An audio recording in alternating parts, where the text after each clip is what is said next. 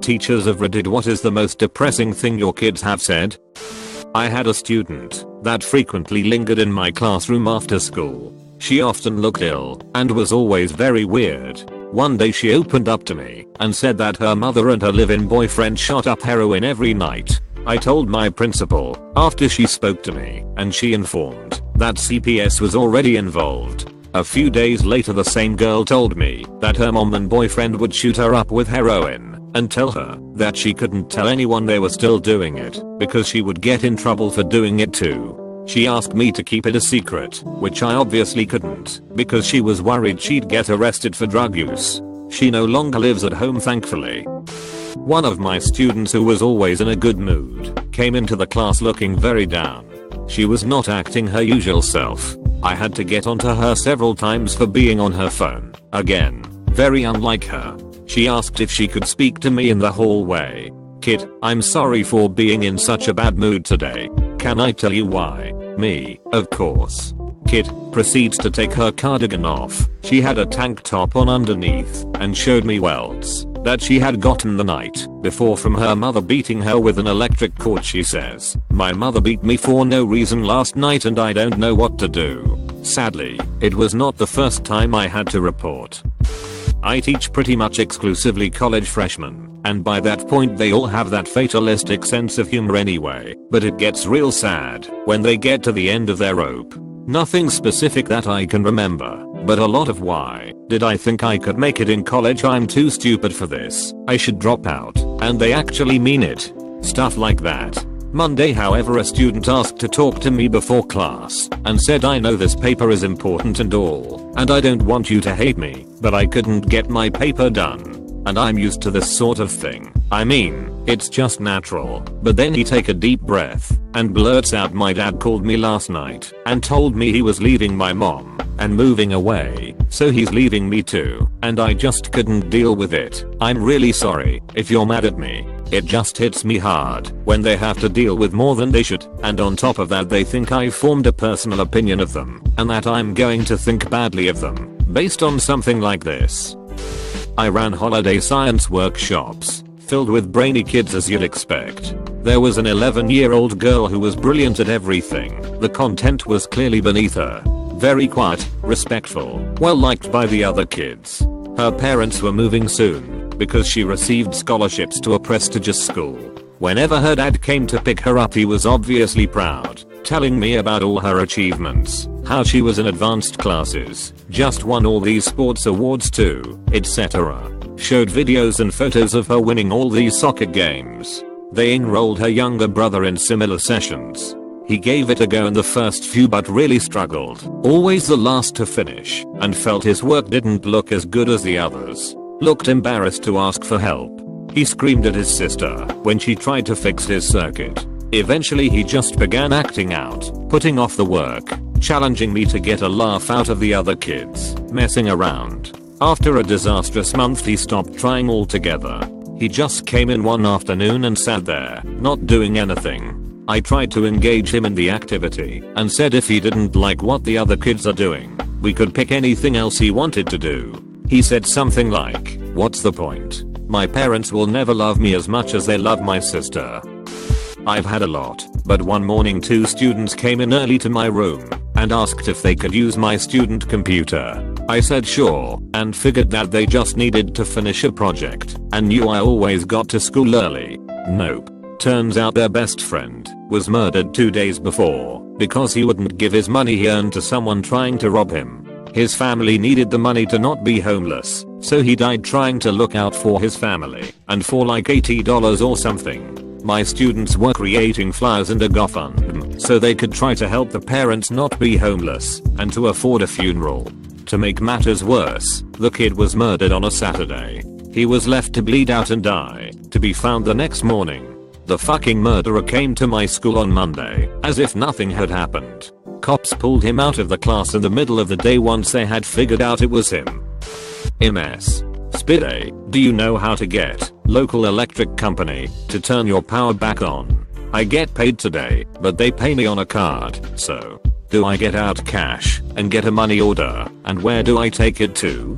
Kid was 16, but kid got their power turned back on. that day, all by themselves. I didn't do spit or biscuits, but teach them how to talk to people in call centers and make the introduction to the CSR. And then later their power bill got reduced because the school social worker has programs for that sort of thing. The local power company sent them some energy saving free stuff, including some light bulbs. Kid and their siblings had been short some lights at home for a while, and we got their water and sewer discounted as well.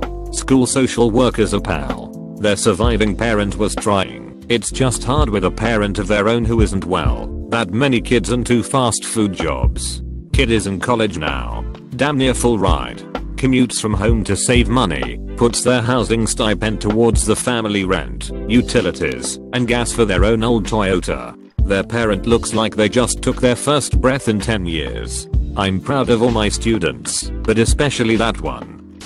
My mother was a teacher for nearly 30 years. She spent the last 10 years at a middle school that was pretty hard up in the Tulsa public school system. She had a very good student who came to school every day in the same clothing. We can call him Jay. The clothing was always washed, but even so around halfway through the year, his clothing was becoming tattered and stained. The other students began to notice and make comments. The school tried to give him clothing but he refused. He would not accept a handout. A few teachers came up with a plan for the school put on a contest where the winner was given some new, very nice, school clothing. This contest was set up for Jay to win. This way he could have new clothing and not feel as though he was given anything. Jay won the contest. He accepted the new clothing gladly. The next day he was still wearing his old clothes. My mom asked him why he was not wearing the new clothing. Those are my trophies. I have them hanging on my wall. Rips my heart right out of my chest. Can you be my mom? 15 years old, totally serious. This is my real family. Different student referring to the teachers and friends at school. I don't deserve this. Teen when given a sweater on a very cold day. I hear a lot of this stuff. I wish there was so much more I could do. A couple in the running. My boyfriend was shot in front of me and died in my arms. The ambulance we called never arrived. Mom went to go stay with my older sister, 3 states away, for a while. She told me I'm in charge of his twin 15-year-old brother, and we need to make sure we stay at specific shelter. She never came back. A visibly sick student in class mom said she's working, and I tried to call my dad. He hung up on me. He doesn't care about me anyways. On the first day of school, and the first day of my career, how was your morning? Dude took 2 to the chest on his front porch on my way to school. Don't worry though, I didn't see his face. What are we doing today?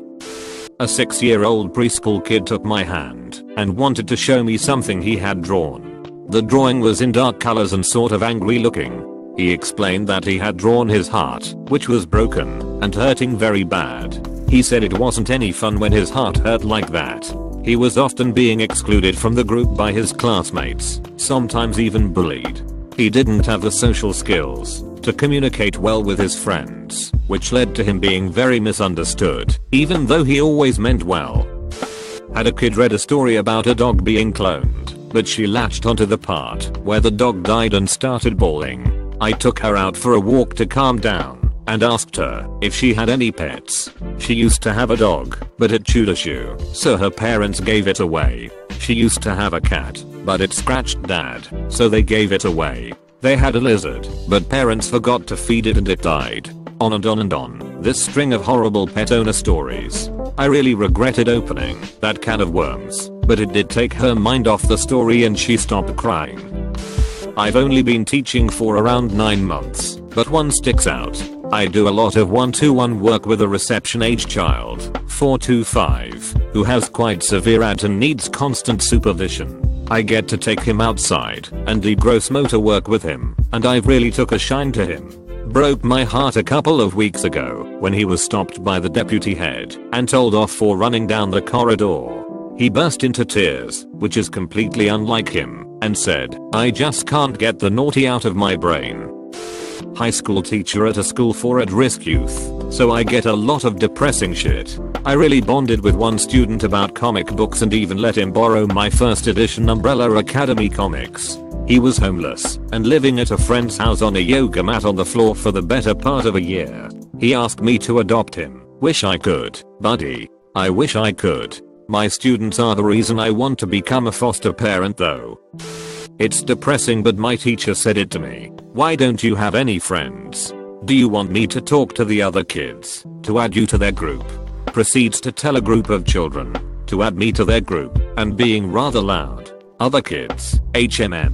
Nothing changed. I never changed until the end of school and rarely had someone to even sit with me in class. This was one of the reasons why I had such low attendance in school.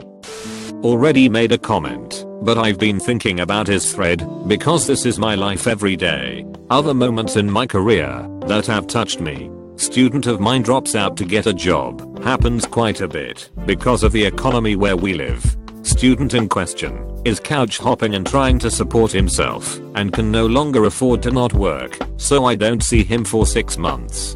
On his 19th birthday, he had the day off, and you know what he did? He came to school to visit me because he knew I would be happy to see him and he would get at least one happy birthday from someone who cares about him. Anytime a student says anything, like you're the only one who cares about me, you're the reason I come to school, you're the reason I graduated, etc. Kills me every time. Anyone can graduate high school, but they lack the confidence in themselves to see it. I try so hard every day to let them know they can do it, but they go home and get the opposite from their parents. Some days I might be the only positive interaction a student has. I always say good morning when they come in and goodbye when they leave, so they know they are being noticed. I try to always use their names when greeting them, so they know it's specifically for them. I try to remember important dates for them, birthdays/court dates/ if they are going to their driving test that day, and congratulate them personally, or ask how it went. I want them to know they are seen and someone cares. I had a student write his will in his notebook. I was walking around at the start of class, checking to make sure students were starting their bell work, responding to a prompt, and I didn't believe what I saw at first. I immediately talked to him outside and sent him to the counselor, but it was one of the most depressing yet jarring things I've seen. He was 12 years old when this happened. Thankfully he is still alive and well. Not a teacher, but one of my close friends. I've known her since the start of high school. She never realized her home life was as bad as it was. She spoke about her mum neglecting her, while the 14 foster cats they could barely afford to feed were spoiled rotten, and how eating the same thing every night, her only meal for the day, started to make her nauseous. The real kicker is that her mother got cancer, and as soon as she died, she said, "I'm so glad she's dead. I wish she died sooner," or something along those lines. She was 16 when her mother died, and she's 18 now. She's never going to leave those horrible scars, and the things she tells me about are horrifying.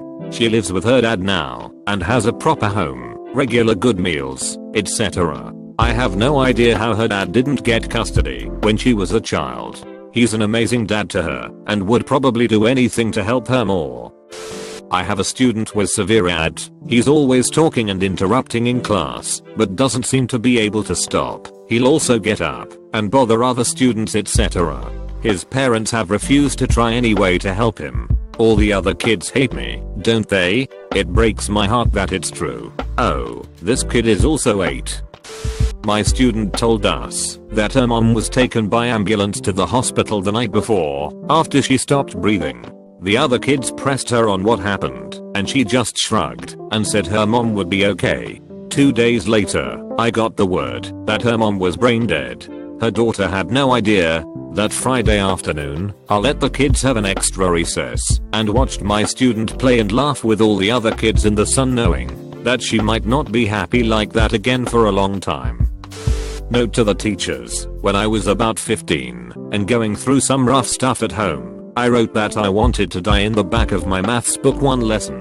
I didn't expect anyone to find it, but my teacher, who was brand new to the profession, did. Although I was a moody, angsty teenager, he took the time to schedule a counselor's appointment on my behalf and sent me to the office in the block of my next maths class. I was so angry at him for sending me there and assumed it was because he hated me and wanted me out of the class. Looking back, I'm eternally grateful. I got the help I needed, got support for my family issues and schooling issues, and came out of high school a happy kid. If you see something, anything at all, please report it. I can't tell you how different things could have been if I'd kept quiet. We may be moody, grumpy, and ungrateful teenagers, but deep down, we are still just kids who might not want to open up unprompted. Not a teacher, but a student. We had a teacher, Mr. B, who had cancer while we were in school.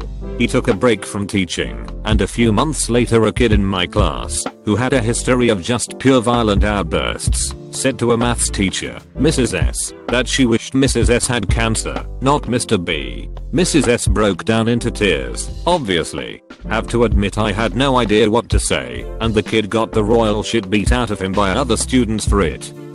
I can think of so many. However, the worst was a student who didn't plan to be around for the holidays. He had decided to end his life when school broke up, which at the time was the end of the week. He started making goodbye type comments, and when I realized what may be happening, I spoke with him. Not a new experience for me. He told me what he had planned, and that I didn't need to worry, no one would miss him. I already knew a lot about his life, and this was the point in my life that I knew I was sitting with the loneliest person on the planet. Long story short, he is still well and good to this day, and still in contact with me after a number of years. I taught students with intellectual disabilities. Some people use the term mentally challenged. I can't remember what we were doing, but I had a student who had a hard time stringing complete sentences together look at me and say, I don't want to be retarded. I want a smart brain like you. It was heartbreaking. Most of them knew they had disabilities and understand just enough to feel inferior. I was speechless, but if it happened again, I'd remind this child of his remarkable gift of humor and bringing joy to others.